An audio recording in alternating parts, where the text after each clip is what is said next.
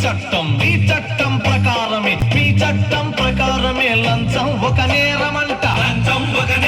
మన లంచం అంటే ముట్టనోరు చాలా మంచి ఓరు మీరు లంచం అంటే ముట్టనోరు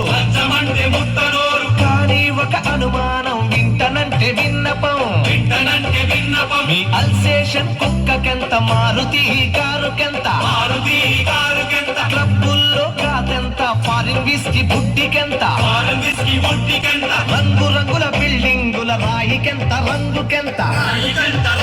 మీ జీతమెంత భత్యమెంత దానిల మిగిలేది ఎంత లంచం మింగని దొర లక్షలెట్ల వచ్చినాయి పోలీస్ దొర మా ప్రశ్నకు జవాబు చెప్పు